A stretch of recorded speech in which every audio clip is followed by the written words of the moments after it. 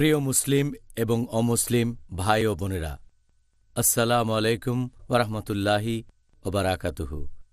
আমাদের স্রষ্টা আল্লাহ তাআলার দয়া, শান্তি এবং রহমত আপনাদের সবার উপরে বর্ষিত হোক। আমাদের অনুষ্ঠানে স্বাগতম। Ramzan a date with doctor Zakir. আমি আপনাদের হোস্ট ইউসুফ চেম্বার্স। আর আজকে আমাদের আলোচনার টপিক হচ্ছে রোজা রাখার উপকারিতা। ডক্টর জাকির, আবারও আপনাকে স্বাগত জানাচ্ছি সালাম দিয়ে। আসসালামু আলাইকুম ওরহমতুল্লাহি ওবারাকাতুহু। ওয়ালাইকুম আসসালাম রহমতুল্লাহ বারাকাত। আজকের টপিক রোজা রাখার উপকারিতা। ডক্টর জাকির, এর আগের পর্বটাতে আমরা আলোচনা করেছিলাম রোজা রাখার উদ্দেশ্য নিয়ে, আর সেই উদ্দেশ্যগুলোর মধ্যে আমরা ধর্মীয় আর আধ্যাত্মিক উপকারের কথা বলেছিলাম। রোজা রাখার আর কোনো উপকারিতা কি আছে যেগুলো আপনি আমাদের দর্শকদের বলতে পারবেন? আলহামদুলিল্লাহ, ওয়াসসালাতু ওয়াসসালাম আলা রাসূলিল্লাহ ওয়া আলা আলিহি ওয়া সাহবিহি আজমাইন, আম্মা বাদ। আউযু বিল্লাহি মিনাশ শাইতানির রাজীম। বিসমিল্লাহির রহমানির রহিম। রব্বি ইশরাহ লি সাদরি ওয়া ইয়াসসির লি আমরি ওয়াহলুল উকদাতাম মিন লিসানি ইয়াফকাহু কাওলি। যদি উপকারের কথা বলতে হয়, ধর্মীয় আর আধ্যাত্মিক উপকারের পাশাপাশি রোজা রাখলে আরও অনেক উপকার পাবেন। আমরা আগের পর্বে রোজার ধর্মীয় আর আধ্যাত্মিক উপকারিতা আলোচনা করেছি। এবারে অন্যান্য উপকারিতাকে আমরা 3টা ক্যাটাগরিতে ভাগ করতে পারি। শারীরিক উপকারিতা, এরপর রোজা রাখলে মানসিক উপকারিতা পাবেন, রোজা রাখলে এছাড়াও পাবেন সামাজিক উপকারিতা। আচ্ছা, আসুন আগে প্রথম ক্যাটাগরিটা নিয়ে আলোচনা করি, শারীরিক উপকারিতা। রোজা রাখলে আমি কি কি শারীরিক উপকার পেতে পারি? যেহেতু রোজা রাখলে আপনি পানাহার এবং সহবাস থেকে সংযত থাকবেন সূর্যোদয় থেকে সূর্যাস্ত পর্যন্ত। আর খেয়াল করলে দেখবেন যে পাকস্থলী হচ্ছে শরীরের এমন একটা অঙ্গ যেখানে সবচেয়ে বেশি রোগ হয়, বেশিরভাগ অসুখ। সেজন্য আমাদের নবী মুহাম্মদ সাল্লাল্লাহু আলাইহি ওয়াসাল্লাম বলেছেন, এটা আছে ইবনে মাজাহ খণ্ড নম্বর 4 হাদিস নাম্বার 3349। আমাদের প্রিয় নবী বলেছেন যে একজন আদম সন্তান তার পাকস্থলীতে যত খারাপ জিনিস রাখতে পারে ততটা শরীরের অন্য অংশে রাখতে পারে না। একজন মানুষ সামান্য কিছু খাবার খেলেই কর্মক্ষম থাকতে পারে। এই পাকস্থলীতে কি কি থাকতে পারে সেটাকে 3 ভাগে ভাগ করা যায়। 1/3 খাবারের জন্য, 1/3 হচ্ছে পানির জন্য, বাকি 1/3 নিঃশ্বাসের জন্য। এখানে বাতাস থাকবে। আমাদের শরীরের বেশিরভাগ রোগের উৎপত্তি হয়ে থাকে পাকস্থলীতে, কারণ এখানে অনেক ব্যাকটেরিয়া থাকে। আর আমরা যে খাবার খাই সেটা পাকস্থলীতে যায়, সেখান থেকে খাবার হজম হওয়ার পরে বিভিন্ন অন্ত্রে চলে যায়, খাদ্যের উপাদানগুলো রক্তে চলে যায়, তারপর সেখান থেকে পুরো শরীরে ছড়িয়ে পড়ে। আর আমাদের পাকস্থলী জন্ম থেকে মৃত্যু পর্যন্ত কাজ করে যায়, এটা কখনো কোনো বিশ্রাম পায় না। কিন্তু রোজা রাখলে এই পাকস্থলী আসলে খুবই সংবেদনশীল, তার পাশাপাশি এই অঙ্গটা খুবই জটিল। সংবেদনশীল পাশাপাশি খুবই গুরুত্বপূর্ণ, এটা সারাদিন ধরে কাজ করতে থাকে। আমরা যখন রোজা থাকি অনেকক্ষণ পাকস্থলীতে কোনো খাবার যায় না, একটু বিশ্রাম পায়। আর এ সময় আমাদের শরীরে যে টক্সিন থাকে সেটা শরীর থেকে বের হয়ে যায়। তাহলে রোজা রাখলে সেটা আমাদের শরীরের জন্য যথেষ্ট উপকারী হবে, সব টক্সিন বের করে দেবে, এছাড়াও নিরাময় হবে অনেক রোগ। এবার বলেন, এই রমজান মাসে রোজা রাখলে একজন মানুষ কি কি উপকারিতা পেতে পারে? আমার মনে হয় এটা খুব গুরুত্বপূর্ণ। রোজার মানসিক উপকারিতার কথা যদি বলতে হয়, রোজা রাখলে আমাদের ধৈর্য বাড়বে, আমাদের অধ্যবসায় বাড়বে। রোজা রাখলে আমাদের আত্মসংযমও বাড়বে, আত্মসচেতন হবেন। রোজা রাখলে মানসিকভাবে আরও নমনীয় হবেন। এ সময় আত্মপ্রশিক্ষণ ও নিয়ম শৃঙ্খলা উন্নত হয়। রোজা রাখার সবচেয়ে বড় মানসিক উপকারিতা হচ্ছে আমাদের ধৈর্য আর অধ্যবসায় বাড়বে। আর সাধারণত যে কথা বলে যে আমি এটা পারবো না, রোজা রাখলে সে বলবে আমি পারবো।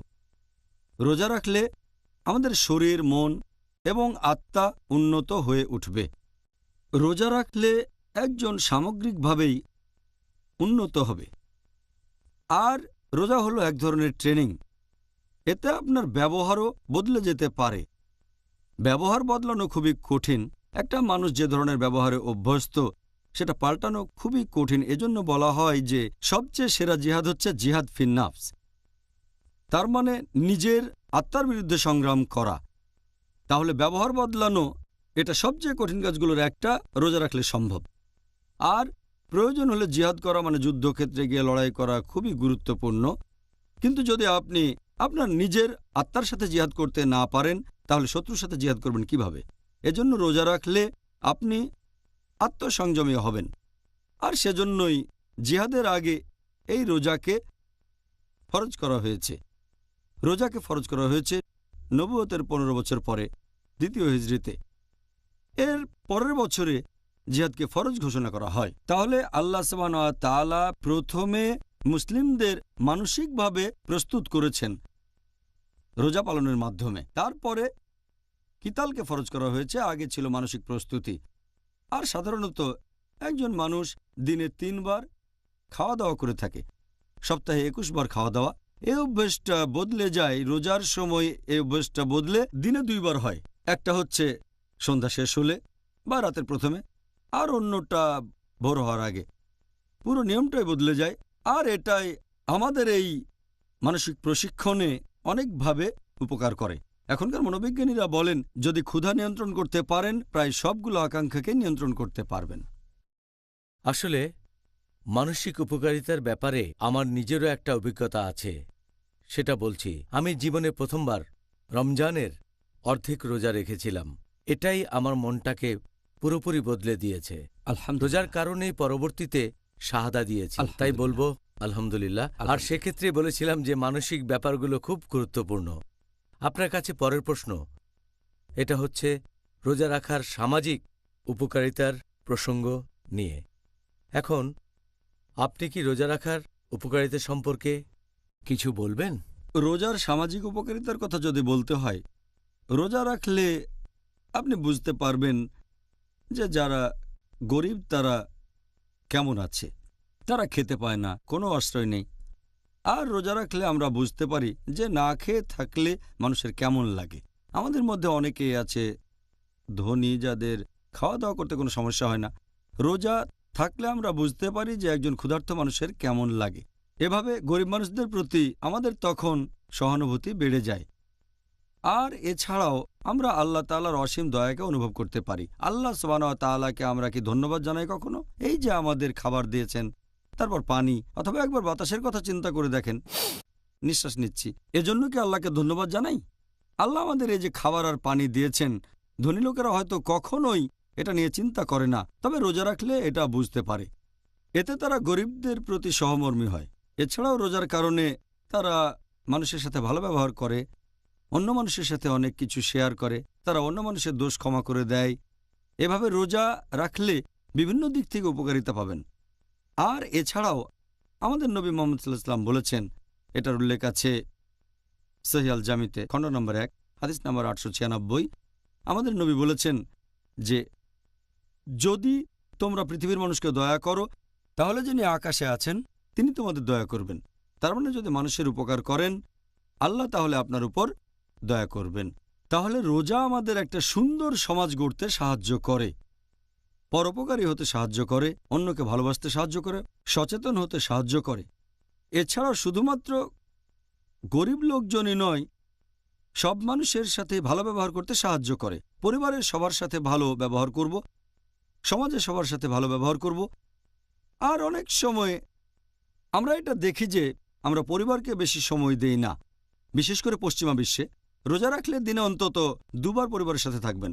আর আপনারা চেষ্টা করবেন রোজা রাখলে অন্তত সাহারিটা করবেন আপনারা পরিবারের সাথে, আর রোজা ভাঙার সময় পরিবারের সাথে ইফতার করবেন। এভাবে কমপক্ষে 2 বার পরিবারের সাথে সময় কাটাবেন।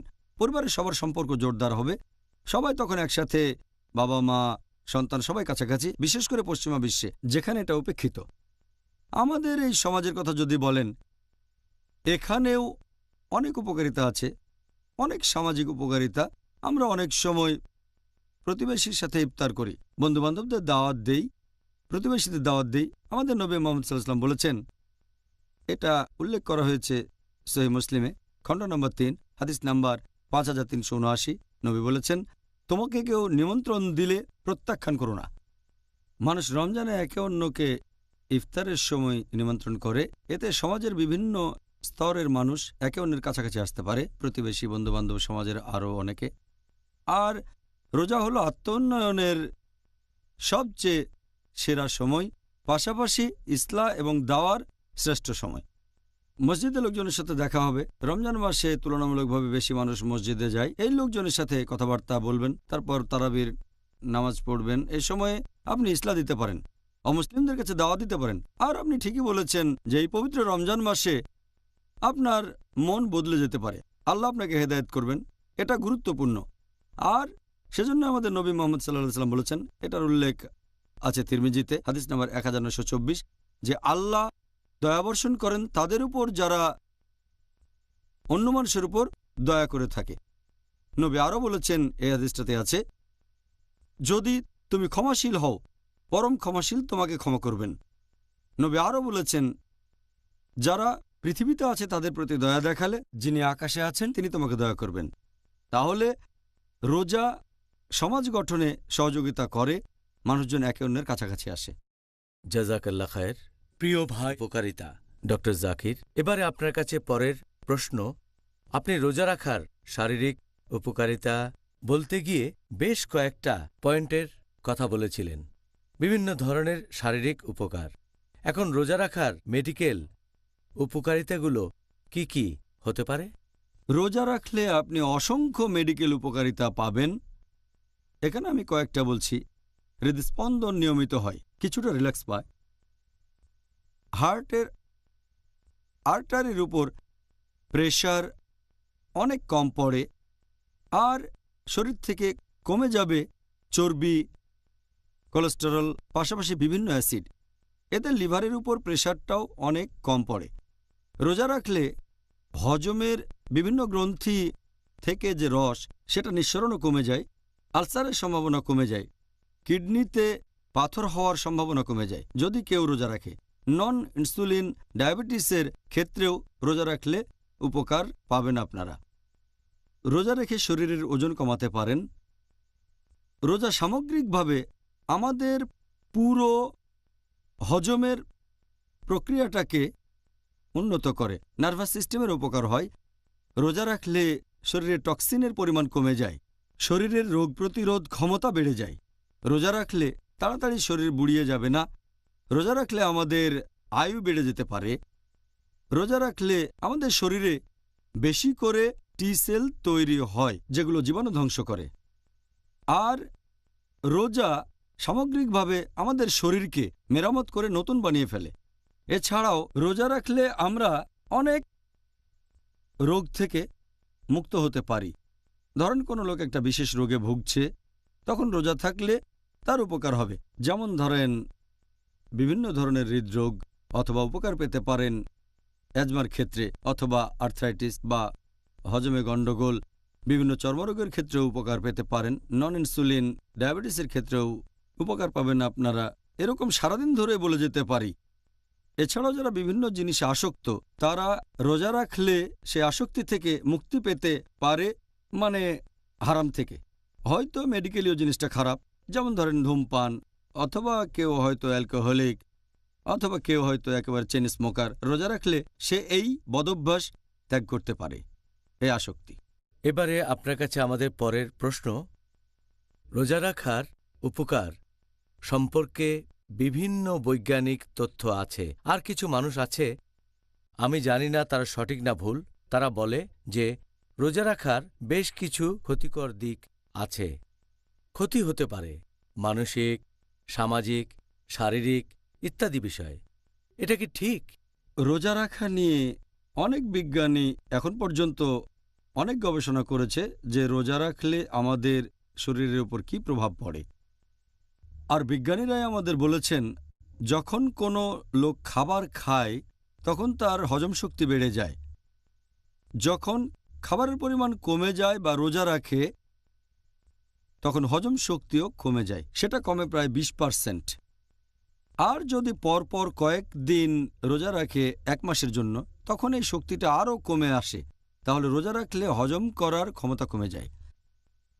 এরকম আরেকটা রিসার্চ বলছে, বেশ কিছু মুসলিম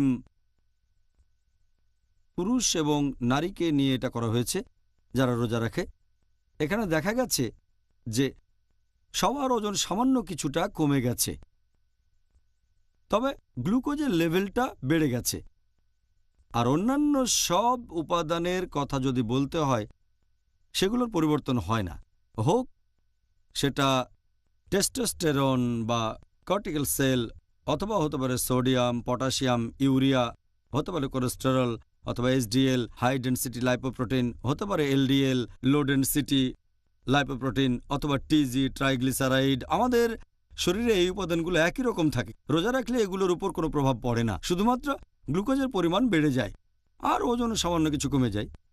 এছাড়াও ইরানে আরেকটা রিসার্চ করা হয়েছিল।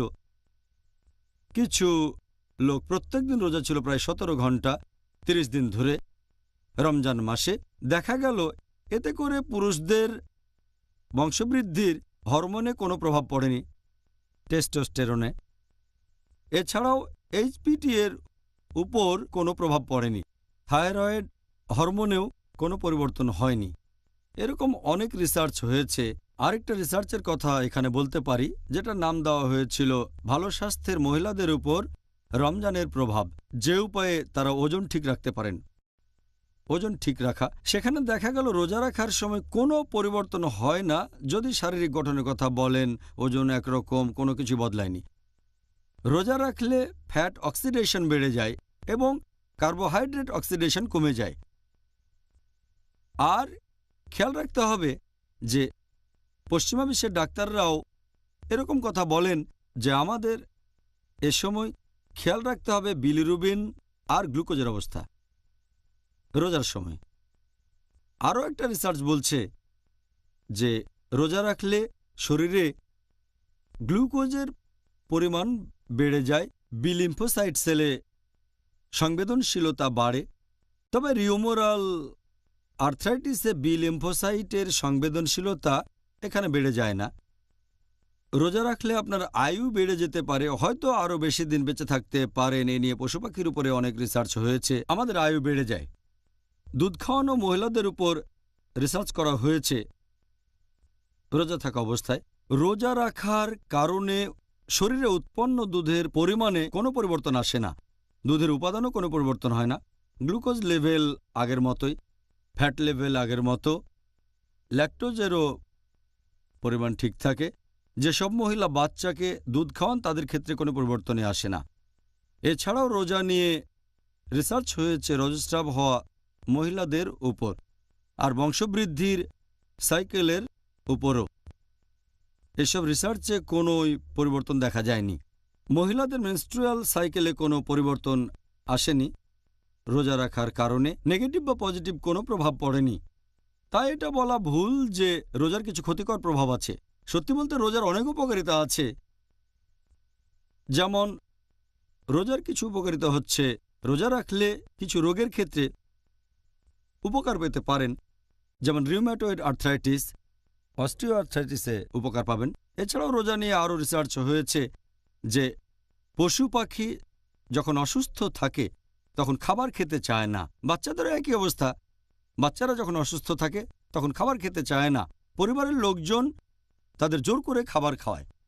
রিসার্চে আরও দেখা গেছে যে যখন কোনো অসুস্থ লোক খাবার খায়, এটা তাকে তাড়াতাড়ি সুস্থ হতে বাধা দেয়, রোগ প্রতিরোধ ক্ষমতা কমে যায়।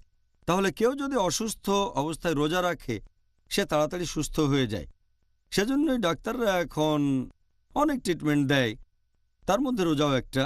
বিভিন্ন ধরনের রোগে পশ্চিমা বিশ্বে অনেকে করে, কারণ যখন কেউ রোজা রাখে তার শরীর বিশ্রাম পায় আর শরীর থেকে টক্সিনগুলো বের হয়ে যায়, এতে তাড়াতাড়ি সুস্থ হয়ে যায়।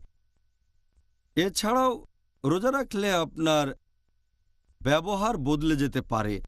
যদি কেউ কিছুতে আসক্ত থাকে, অথবা ধরেন কেউ অ্যালকোহলিক, একথা আগেও বলেছি, অথবা হয়তো চেইন স্মোকার, রোজা রাখলে সে হয়তো এই আসক্তি থেকে মুক্ত হতে পারবে।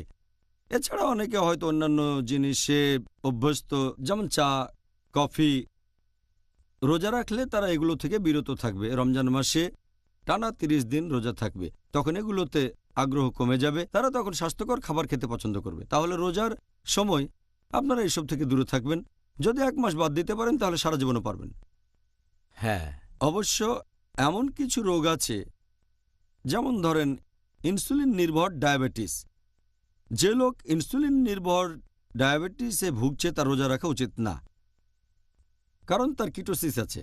সাধারণত কিটোস ব্যবহার করা হয় এনার্জির উৎস হিসেবে, কিন্তু যার ইনসুলিন নির্ভর ডায়াবেটিস আছে সে এটা কাজে লাগাতে পারে না। সেজন্য ইনসুলিন নির্ভর ডায়াবেটিস থাকলে রোজা রাখা উচিত না। তবে সে যদি ডাক্তারের পরামর্শে ইনসুলিন নিয়ে রোজা রাখতে পারে সেটা খুবই ভালো। অন্য টাইপের ডায়াবেটিসগুলো আরও কমন, নন ইনসুলিন ডায়াবেটিস, এদের জন্য রোজা রাখা উপকারী। আর আমি আগেও বলেছি, রোজা রাখলে অনেক রোগের উপকারিতা পাবেন, যেমন বিভিন্ন ধরনের হৃদরোগ, অ্যাজমা, আর্থ্রাইটিস অথবা হজমে কোনো রকম গণ্ডগোল, এরপর বিভিন্ন চর্মরোগে, এরকম অনেক রোগের কথা বলা যায়। রোজা রাখলে এক্ষেত্রে উপকার পাবেন। ভাই ও বোনেরা, ইনশাআল্লাহ আবার দেখা হবে একটা বিরতির পরে। আসসালামু আলাইকুম রহমতুল্লাহি ওবারাকাতুহু। আল্লাহ আল্লাহ ইলাহা লাহা ইল্লাল্লাহ আশহাদু Ashhadu আল্লাহ Allah ইলাহা ilaha illallah is derived from the chapter 9 verse number 5 that iman is the negligence of salah.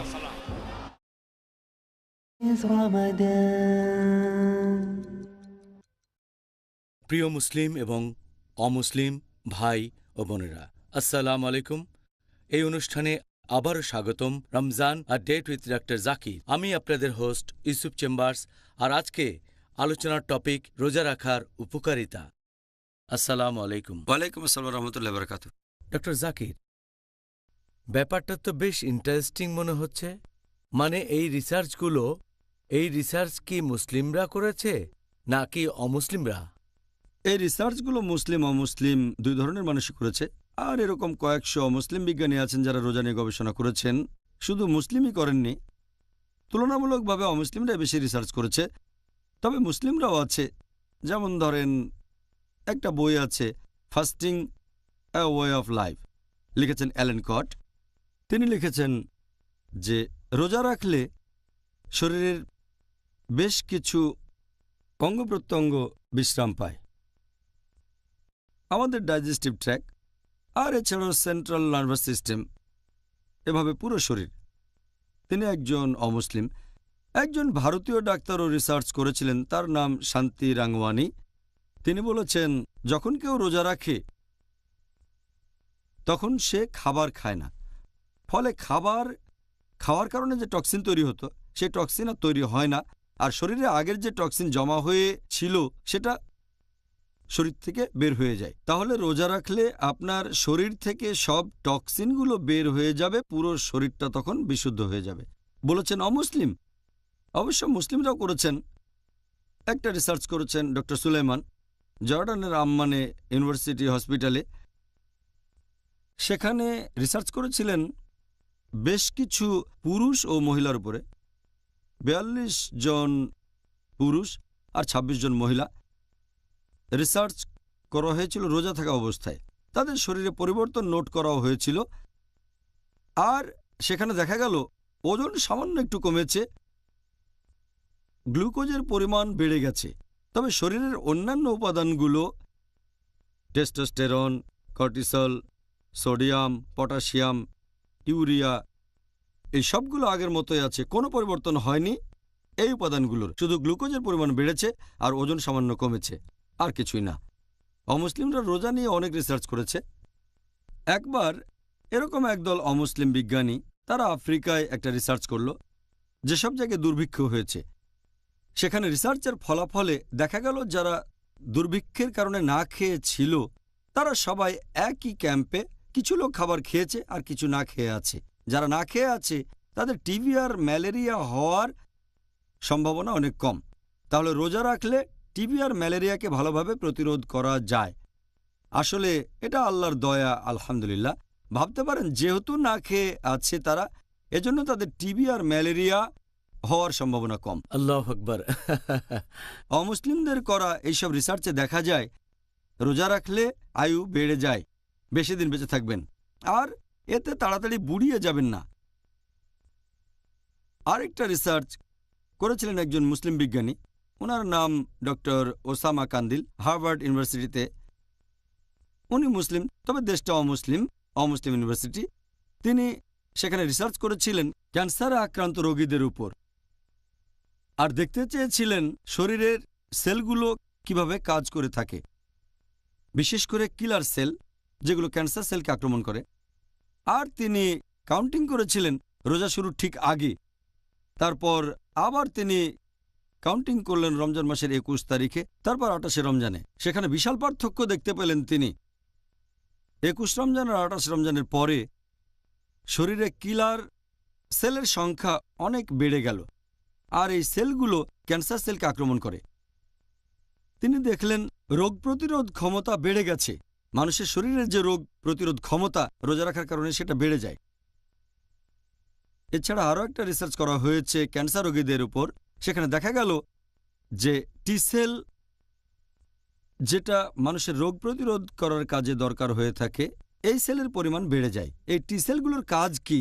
আমাদের শরীরে কোনো রোগ হলে এই সেলগুলো হচ্ছে সৈন্য, অথবা তাদের বলা হয় মেজর জেনারেল, সেনাবাহিনীর মতো। এগুলো হলো টি সেল। শরীরে কোনো রোগ হলে এই টি সেলগুলো সেখানে গিয়ে রোগটাকে ধ্বংস করার চেষ্টা করে। এইডস নামে যে রোগ, এটা আক্রমণ করে এই টি সেলকে, তাই এই রোগের নাম অ্যাকোয়ার্ড ইমিউন ডেফিসিয়েন্সি সিনড্রোম। তাহলে রোজা রাখলে টি সেল বেড়ে যাবে আর মানুষের রোগ প্রতিরোধ ক্ষমতাও বেড়ে যাবে। আমি আর একটা রিসার্চের কথা বলি। এটা করেছেন একজন ইউরোপিয়ান অমুসলিম, ভদ্রলোকের নাম ডক্টর জেফরি। তিনি বলেছেন যে রোজা শুধু মানুষ রাখে এমন নয়, এই রোজা রাখে অনেক পশুরা, এমনকি গাছপালাও। তিনি উদাহরণও দিয়েছেন শীতপ্রধান দেশে যেসব পশু থাকে, যেখানে তুষারপাত হয়, তারা আলাদা আলাদা থাকে, তখন কিছুই খায় না, শীত নিদ্রায় চলে যায়। এখানে উদাহরণ হিসেবে ব্যাঙের কথা বলা যেতে পারে। এরা শীত নিদ্রায় চলে যায়, এ সময় তারা খায় না, রোজা রাখে। উনি সেখানে উদাহরণ হিসেবে আরও বলেছেন যে এমনকি গাছপালাও শীতকালে পানি না পেলে রোজা থাকে। কিন্তু তারপর যখন বসন্তকাল আসে, তখন গাছপালা সবুজ পাতায় ভর্তি হয়ে যায়, ফুলে ফলে ভরে যায়। তিনি পরামর্শ দিয়েছেন যে প্রত্যেক মানুষের প্রতি বছর কমপক্ষে ৪০ দিন রোজা থাকা উচিত। আমাদের মুসলিমদের জন্য রমজানের ১ মাস রোজা রাখা ফরজ, প্রায় ৩০ দিন ধরে। আর আপনি যদি শাওয়াল মাসের ৬টা রোজা রাখেন, তখন সব মিলিয়ে হবে ৩৬ দিন। তাহলে আল্লাহ সুবহানাহু ওয়া তাআলা এবং নবী অনেক আগেই আমাদের এই নির্দেশ দিয়েছেন, যেটা এখন এই অমুসলিম ইউরোপিয়ানরা দিচ্ছেন। রোজা নিয়ে অমুসলিমরা অনেক রিসার্চ করেছেন, এটা শরীরের জন্য খুবই উপকারী। ডক্টর জাকির, আপনি বেশ কয়েকটি রিসার্চের কথা বললেন, আর আমার ধারণা রোজা নিয়ে আপনি যতগুলি রিসার্চের কথা বললেন সেগুলো করা হয়েছে আসলে কিছুদিন আগে। রোজা রাখার এই উপকারিতাগুলো সম্পর্কে আগেকার দিনের মুসলিম লোকেরা কতখানি জানত?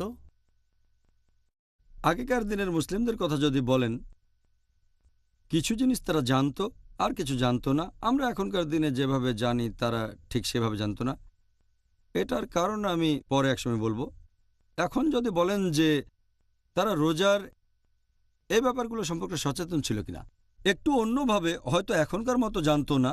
আমি একটা বই পড়েছিলাম, লিখেছেন মৌলানা আবুল হাসান নাদভী, আরকানুল আরবা। সেখানে মৌলানা আবুল হাসান নাদভী সেই বইতে লিখেছেন আরকানুল আরবা।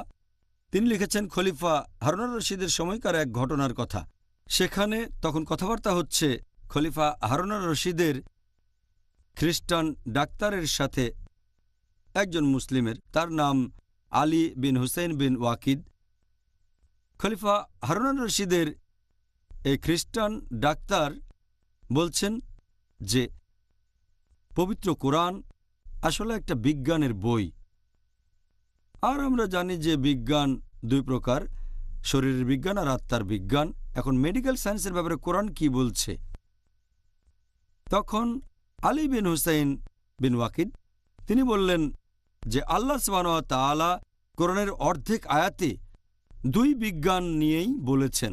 পবিত্র কোরআনে সূরা আরফ অধ্যায় নম্বর 7 আয়াত নম্বর 31, আহার এবং পান করবে, কিন্তু তোমরা অপচয় করবে না, কারণ আল্লাহ সুবহানাহু ওয়া তাআলা অপচয়কারীদের পছন্দ করেন না। তখন সেই খ্রিস্টান ডাক্তার বললেন, কিন্তু তোমাদের নবী মুহাম্মদ মেডিসিন সম্পর্কে কি বলেছেন? আলী বললেন যে নবী বলেছেন যে আমাদের পাকস্থলী হচ্ছে অসুখ হওয়ার প্রধান জায়গা, আর রোগ প্রতিরোধ করাই সবচেয়ে ভালো চিকিৎসা, প্রতিকারের চেয়ে প্রতিরোধ ভালো। আর আগেও বলেছি আমাদের নবী মুহাম্মদ সাল্লাল্লাহু আলাইহি ওয়াসাল্লাম বলেছেন, উল্লেখ আছে ইবনে মাজা খণ্ড নম্বর 4 হাদিস নাম্বার 3349, নবী বলেছেন একজন আদম সন্তান পাকস্থলীতে যত খারাপ জিনিস রাখতে পারে অন্য অংশে ততটা পারে না।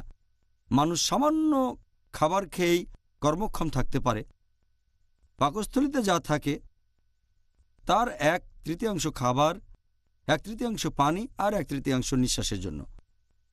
তখন সেই খ্রিস্টান ডাক্তার বললেন, তার মানে যখন তোমরা আল্লাহ এবং তার রাসূলের নির্দেশনা পাচ্ছ তখন জালিনেসকে তোমাদের প্রয়োজন নেই। জালিনেস তিনি ছিলেন সেই সময়কার বিখ্যাত অমুসলিম ডাক্তার। আল্লাহ এবং রাসূল যা বলেছেন তা টেলিগ্রাফিক মেসেজ, এটা নিয়ে আমরা এখন রিসার্চ করছি, আর আমাদের নবী অনেক আগেই সংক্ষেপে কথাগুলো বলে গেছেন। আর সেই বইটাতে আরকানুল আরবা মাওলানা আবুল হাসান নাদভী, সেই বইটাতে তিনি আরেকজন অমুসলিম বিজ্ঞানীর উদাহরণ দিয়েছেন, আমেরিকান। তিনি বলেছেন যে প্রত্যেক মানুষ ধনী বা গরিব প্রতি বছর তার কয়েকদিন রোজা থাকা উচিত, এতে স্বাস্থ্য ভালো থাকবে। তিনি আরও বলেছেন যে ইসলাম সবচেয়ে সেরা ধর্ম যেখানে তার অনুসারীদের রোজা রাখা আবশ্যক করা হয়েছে। তারপর বলেছেন যে নবী মুহাম্মদ সাল্লাল্লাহু আলাইহি ওয়াসাল্লাম ছিলেন সেরা ডাক্তার, এই রোজা রাখার নির্দেশ দিয়েছেন। তিনি আরও বলেছেন যে রোজা রাখাই সবচেয়ে স্বাস্থ্যকর উপায়, আর তারপরে তারাবি, সেখানে আমরা কিছু এক্সারসাইজ করি এই ডাক্তারের মতে, এতে সহজে হজম হয়। তাহলে আমরা দেখতে পাচ্ছি যে অমুসলিমরা ইসলাম ধর্মের প্রশংসা করেছে রিসার্চের পরে। যদিও অনেক মুসলিমই জানে রোজার উপকারিতাগুলো কি কি, তবে মুসলিমরা আমরা এই উপকারের জন্য রোজা পালন করি না। আমরা রোজা রাখি আল্লাহ সুবহানাহু ওয়া তাআলার খাতিরে, আল্লাহ তাআলার সন্তুষ্টি অর্জনের জন্য। মেডিকেল উপকারিতার জন্য রোজা রাখি না। এই উপকারিতাগুলো হচ্ছে আনুষঙ্গিক, হ্যাঁ, অথবা বলা যায় এটা ডিনারের আগে ডেজার্ট। আমাদের আসল বিরিয়ানি, আমাদের আসল পোলাও, সেটা আল্লাহ তাআলার সন্তুষ্টি অর্জন। এটা সম্পর্কে আমি আগেও বলেছি। আমরা মেডিকেল উপকারের জন্য রোজা রাখি না। যদি এই উপকারিতাগুলো নাও থাকতো, মুসলিমরা আল্লাহ সুবহানাহু ওয়া তাআলার উদ্দেশ্যে রোজা রাখতাম। আর যদি আল্লাহ তাআলার জন্য কিছু করি, আল্লাহ সেজন্য আমাদের পুরস্কার দেবেন। তাই আমরা যে কাজই করি সেগুলোর জন্য প্রতিদান পাবো এই পৃথিবীতে এবং আখিরাতেও। কিন্তু আমরা মুসলিমরা এই উপকারিতার জন্য রোজা রাখি না। এগুলো বোনাস বলতে পারেন আমাদের জন্য। এই উপকারিতা না থাকলেও আমরা আল্লাহ তাআলার জন্যই রোজা রাখতাম। হ্যাঁ, সুন্দর বলেছেন। আপনি যখনই মেনে চলবেন আল্লাহ সুবহানাহু ওয়া তাআলাকে এবং নবী মুহাম্মদ সাল্লাল্লাহু আলাইহি সাল্লামকে, নবীর জীবনী দেখে যেগুলো নিজের জীবনে প্রয়োগ করবেন, তাহলে আপনি অনেক উপকার পাবেন। আলহামদুলিল্লাহ, সুবহানাল্লাহ। আলহামদুলিল্লাহ। প্রিয় ভাই ও বোনেরা, ইনশাআল্লাহ আবার দেখা হবে। এখন একটা ছোট্ট বিরতি। আসসালামু আলাইকুম ওয়া রাহমাতুল্লাহি।